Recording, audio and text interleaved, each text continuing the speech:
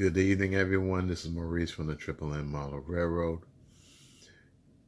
As you can see in front of you is actually a ScaleTrains Southern Pacific SD40T-2.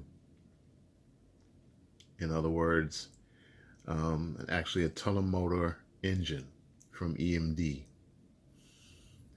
And I'm quite excited about this model, even though you may not hear it in my voice because I had a long day today. So I wanted to actually, get a chance to film it and put it up as soon as possible, because for some apparent reason there wasn't a lot of videos on this particular engine, especially the long nose version of this prototype. So so let me be one of the first. And in ScaleTrains fashion, this engine doesn't disappoint. It's actually very well made. No broken parts, and the quality is very good, I have to admit. The detail is very, very well done. The only complaint I actually have is the handrails. The white handrails were a little concocted. I don't think they were molded quite right, so they don't look quite as good as they should, to be honest with you. But besides that, everything is pretty, from what it looks like, it looks pretty darn tight. And it looks pretty darn good. Now, I haven't run this engine yet, and that is where the rubber meets the road. Because as you can see, this engine has a lot of lights. It has a headlight, beacon light, classification lights, emergency light,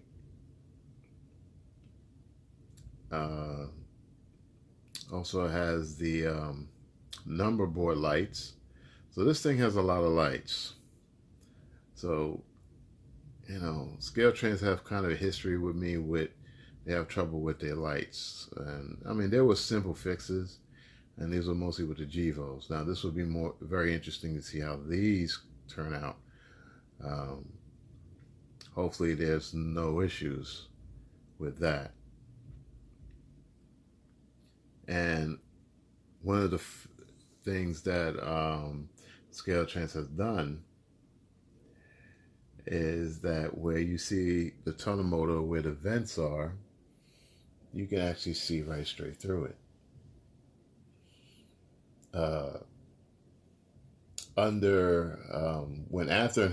When they made theirs, you can actually see the drivetrain, or some of the drivetrain, but somehow they managed to engineer it in a way that you cannot see, you're not able to see the drivetrain, which is very interesting, I have to admit.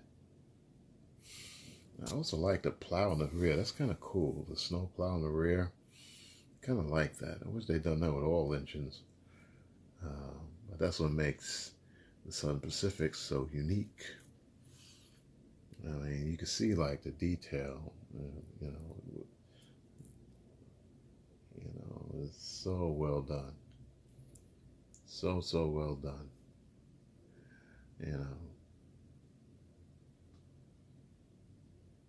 Now, I noticed that the vents on the top, these are individually etched metal vents. And you have to be pretty careful handling this model. Try not to touch those vents, because you may bend them or deform them. So it done an excellent job with that. Even though actually the Athearn ones look pretty darn good too. I'm not sure if it's actually molded onto the plastic, the Athearn ones, but these are individually applied, as you can see, and also the side vents here also separately applied. All the piping and lines are very well done. You see all the sanding hoses, very well done.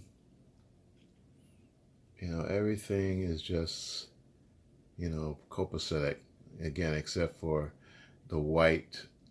I had to adjust this one here. If I can get, I had to adjust this one here. Because that one was kind of, it just didn't look right to me. So I fixed that as best I could. I didn't want to mess around with it too much and, bust it up by accident. Certain parts of handrails are just kind of a little janky. I don't know why. But I mean, I'm nitpicking as always. I mean, that's basically, it's a showcasing. It's a review, more or less. So I'm going to point out certain things I feel that may need to be polished when it comes to these models. Other than that, the model's well built. So we're going to get this thing on the track and basically test it out and see how everything works.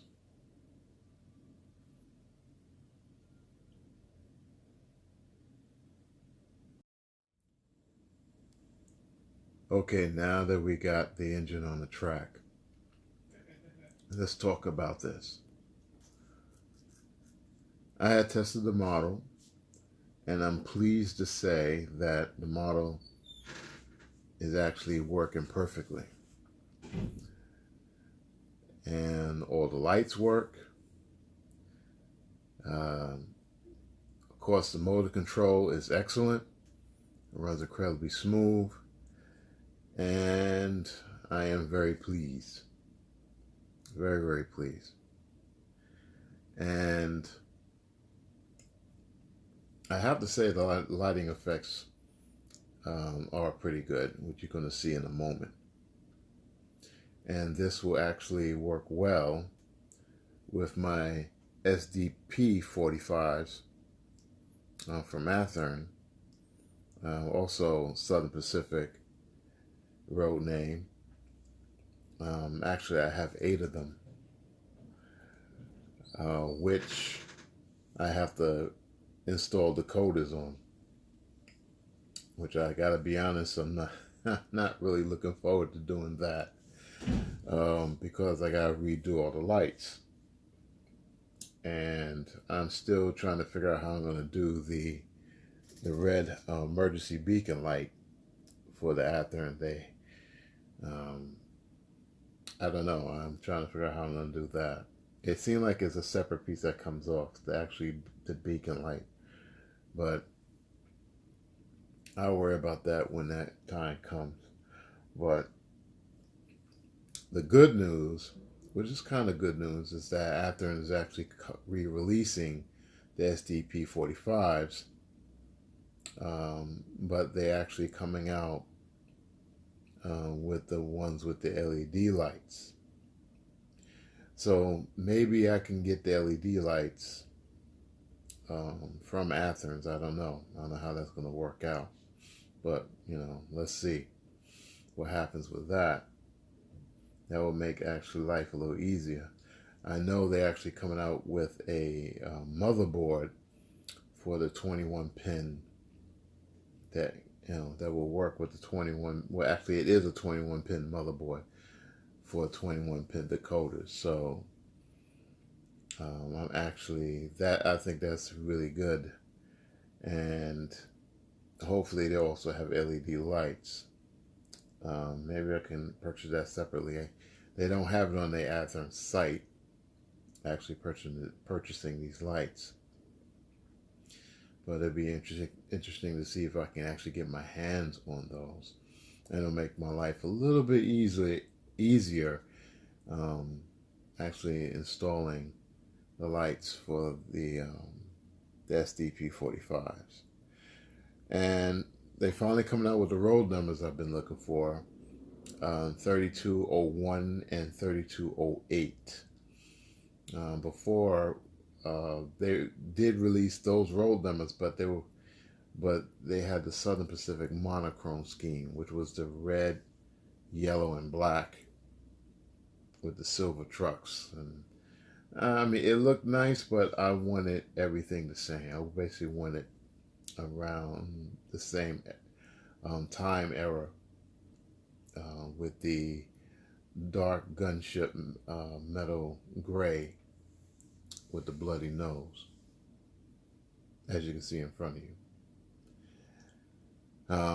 I don't know if they actually ran these engines in real life, the SD40-2s with the SDP45s. I really doubt it, because most likely the gearing was different on the between prototypes. Actually, I'm really guessing, but from pictures I have not seen them run together. So if you are a Southern Pacific fan, let me know if they did or they didn't. That would be very interesting to know. So let's get to it. If I'm a little mumble mouth, I'm sorry. It's 1 in the morning. I'm very tired. So now running this model, I mean, again, it runs very smooth. I'm actually a little bit disappointed with the sound. And the reason being is that it starts off great when the engine start up. But when I put it through the RPMs or the different notches, when it gets to like mid-level, it seems like the sound kind of goes flat. It's not really all that pronounced. I mean, sometimes ESU, when it comes to their sounds, it's actually a hit and miss with them, I have to admit, when it comes to their recordings. And I believe this is a new recording, if I'm not mistaken. And, it does sound okay. It's not terrible, but in my opinion, I think they could have done better with the sounds. It could have something to do with the speakers, which I kind of doubt, but I noticed that it kind of has like a little. It's kind of hard to explain. It's like it has. I think it's trying to simulate the bass of the actual prime mover, the sounds, the bass of the engine, and it kind of putters out a little bit. And I don't know if the camera phone will actually catch that accurately, but my ears is pretty sensitive, so I didn't particularly care for that too much. So, I mean, it's not a big deal. It's not a deal breaker. I mean, the beauty about this sound decoder is that they can always program new sounds whenever they feel they want to. They can do that. So, and plus you can download other sound files for this engine or on the decoder itself, so which is great. So it gives you that flexibility. If you don't like something, you can always change it. And if you're really a super user, you can come with your own sounds, which I'm not quite there. But the sounds, if I rate it from 1 to 10, I think they're like an 8.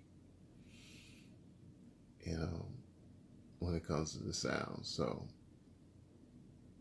but other than that, the engine, it runs fine. Now I have 2 more on order. Hopefully, by the end of the week, I can get the last 2.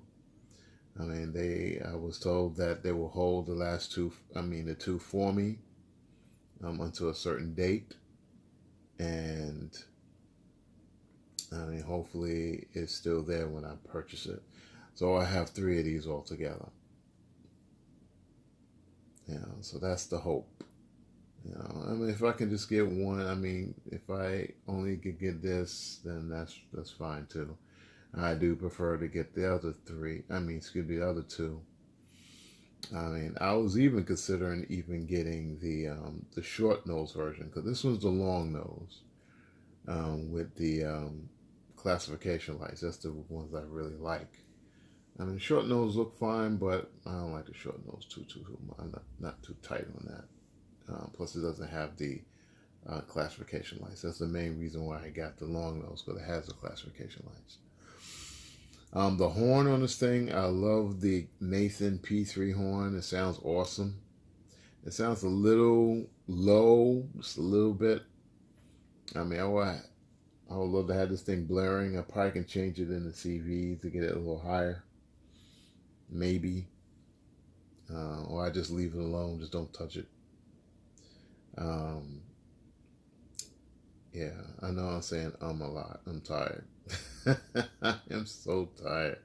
I have tried to do this review as best I can under the circumstances. Yeah, I like the sound, the horn, the bells, it's a regular, it's not an electric bell. This is like before they had electric bells, from what I remember. This is back in the 60s and 70s. This is a 60s, 70s engine. So, yeah, I doubt they had electric bells, but I mean, the bell is actually on top of the engine. So that's definitely not an electric bell.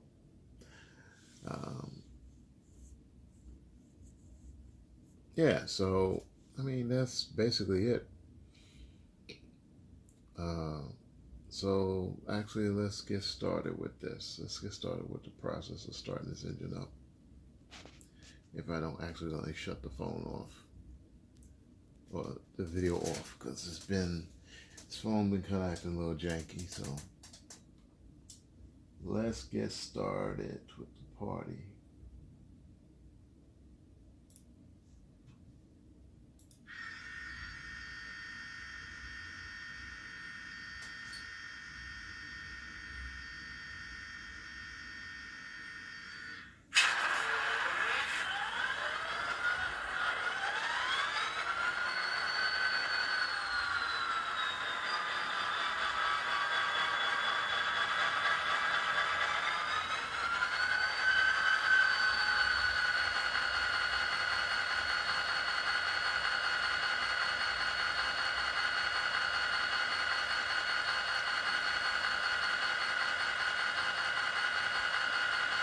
Alright, as you can see, the ditch lights are on. I mean, excuse me, not ditch lights. The number board lights are on.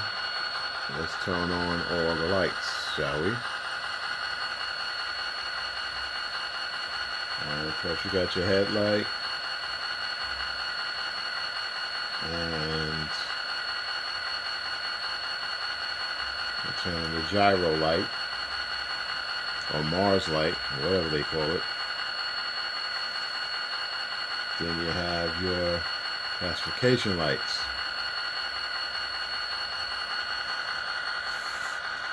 Try to get in good position here. And if you, classification lights is actually F5. The gyro light or Mars light, whatever you want to call it, is I believe it's F7. And let's go through the phases with the classification lights. You hit F5 again, it turns green. You can't really see with this camera too well. If I position it this way, you see a little better. Hit the button again, it turns red, which you definitely can't see in this camera. I don't know why it doesn't pick up the red lights, the spectrum of the red lights. They look like the white lights, but trust me, it's red. It's very red. And hit it again, it turns them out, turns them off. Let's turn it on again. Now, if you hit the emergency light, I'm trying to remember which one that is. I think the emergency light is F15. Let me see. No, it's not F15. Oops. I actually messed up.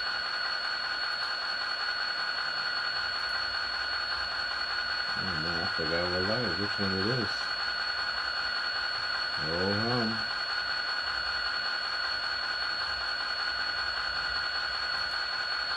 That's it. There's your emergency light. That's actually F14. F14, like the airplane F14. I actually got the simulator to the F14 in one of my flight sims. It's actually an excellent model. I haven't really, only flown it once. It's one of my favorite childhood aircrafts. Oh yeah, this works. This works very well, and all the rear lights work as well.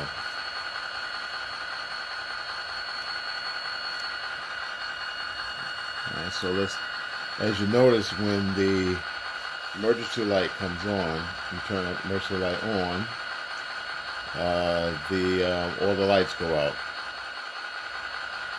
And when you turn that emergency light off, all the lights come on. I like that. That's pretty cool. Alright, so let's run it back.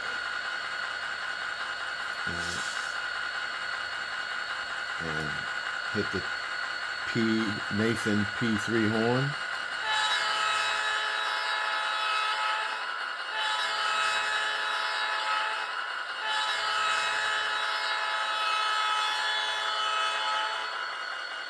And let's go.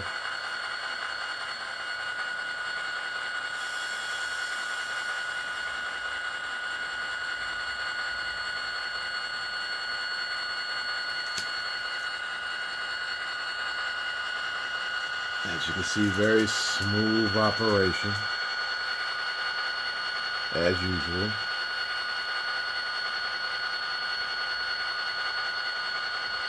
Has excellent drivetrain, especially with the new setup in the rear.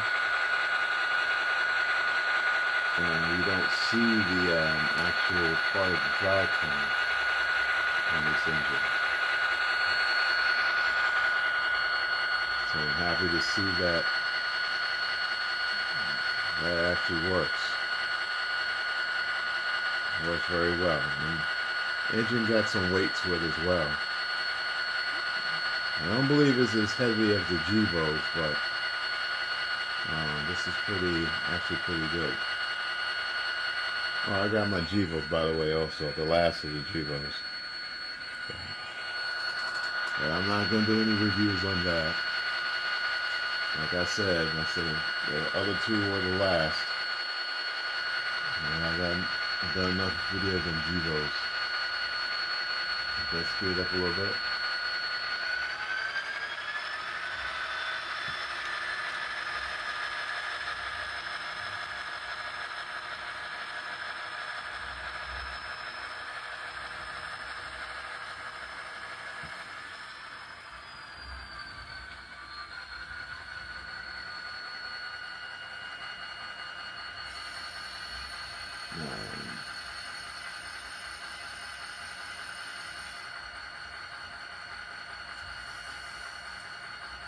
I have the momentum set very high on this engine. I got them set to a $150. I might lower it just a little bit to maybe $125. I think that's a good round number.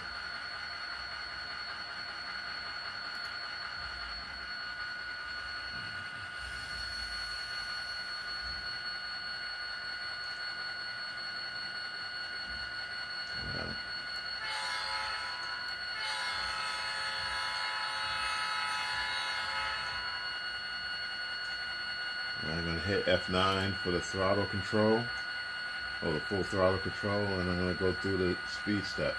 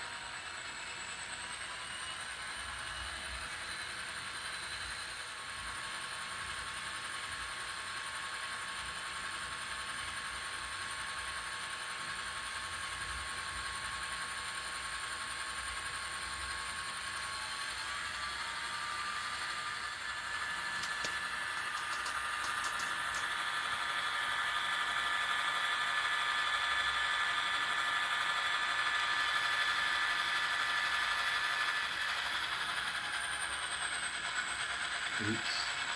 Lowered it. A little bit too prematurely.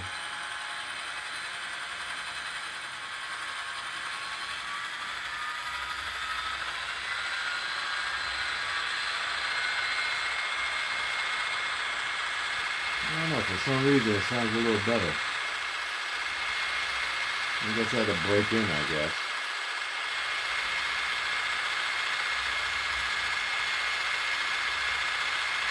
Okay.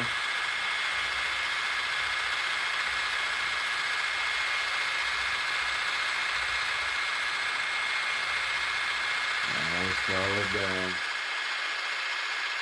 to 0.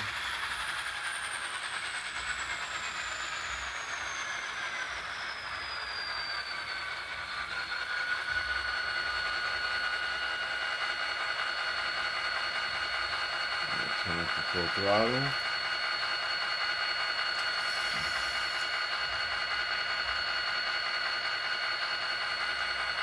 And shut it down.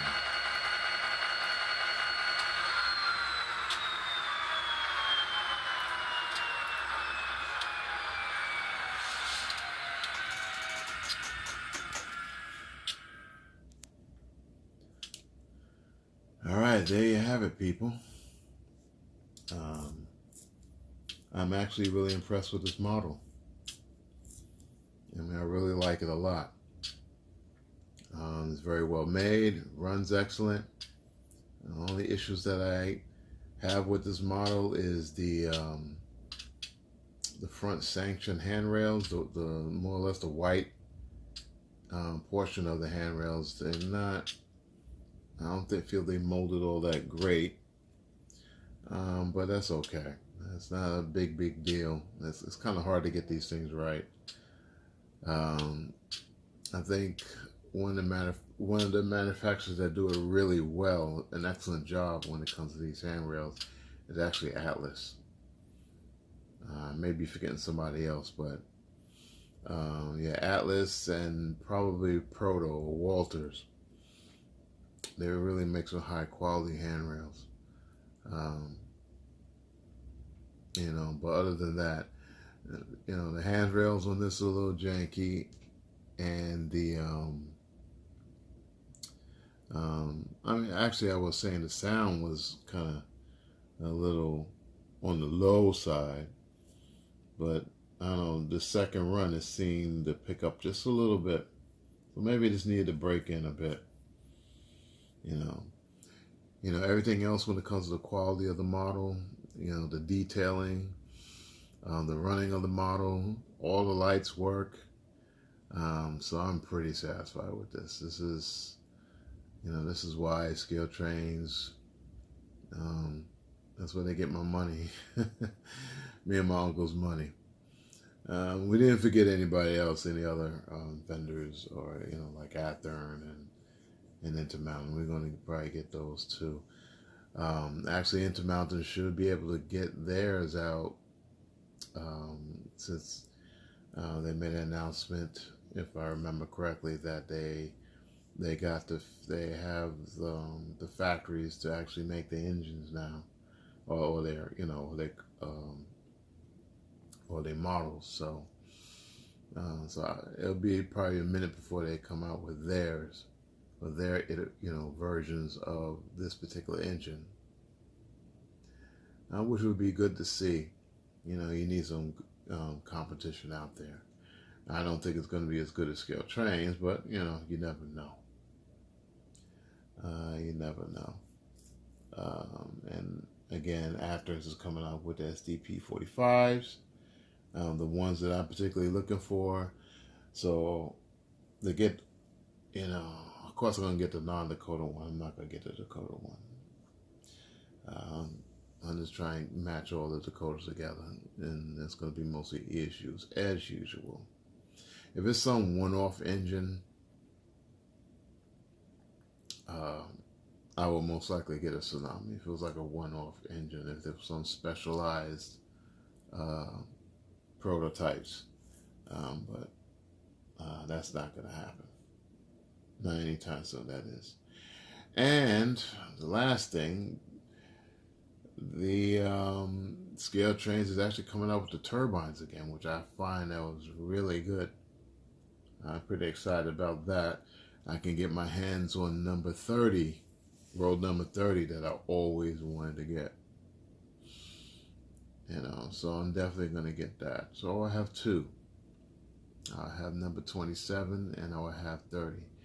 And it'll be interesting to see because it's going to have the new technology. It's going to have the version 5s and maybe some other little tweaks here and there.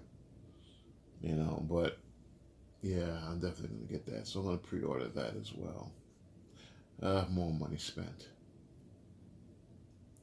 So anyway, if you've been with me for this long, it's been over, I think, 30 minutes. I do thank you for watching. Please like and subscribe. And maybe I'll come out, I'll show you the other two when they come out, when I get them, hopefully. You may see this run on the layout soon. So everyone have a good night and pacing. I see, that's how tired I am. I can't even talk no more. Grace and peace to everyone. Thank you.